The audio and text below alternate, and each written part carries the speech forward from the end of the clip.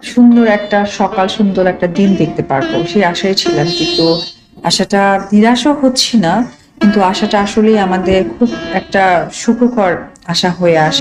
আশা ছিল শাকিব খান হয়তো আবারও আমার সাথে মিলে যাবে, আমরা একসাথে সংসার করব।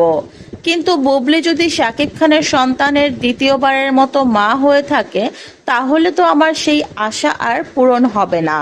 তারপরেও আমার আশা একেবারে যায়নি, যেহেতু শাকিব এখনো নিজের মুখে বুবলির দ্বিতীয় সন্তান নিয়ে কিছু বলেনি। হ্যাঁ ভিউয়ার্স, এবার বুবলি ও তার কন্যা সন্তানকে নিয়ে ক্যামেরার সামনে এরকমই মন্তব্য করেছেন অপু বিশ্বাস। অপু বিশ্বাস বলেন, একটা সুন্দর সকালের আশায় ছিলাম, সেই আশাটা নিরাশায় পরিণত হচ্ছে। এখনো পুরোপুরি যায়নি, তবে কিছুটা আশা এখনো আছে।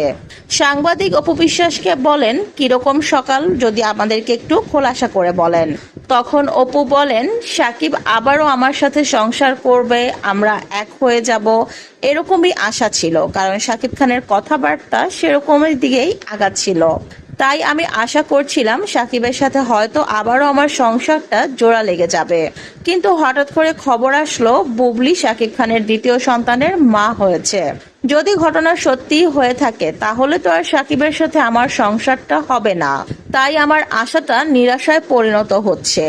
কিন্তু সাকিব তো এখনো নিজের মুখে বলেনি বুবলির দ্বিতীয় সন্তান সাকিবের। শুধুমাত্র এটা বুবলিই বলেছে, আর বুবলির একার বলাতে তো কিছু হবে না, সাকিবকেও বলতে হবে।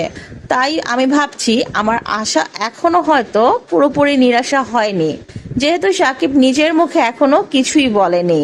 তাই কিছুটা হলেও আমি এখনো ভরসা করতে পারছি সাকিবের উপরে। যেদিন সাকিব নিজের মুখে বলবে বা পোস্ট করবে যে বুবলির দ্বিতীয় সন্তানের বাবা তিনি, তখন আসলে আমার আশা বলতে আর কিছুই থাকবে না।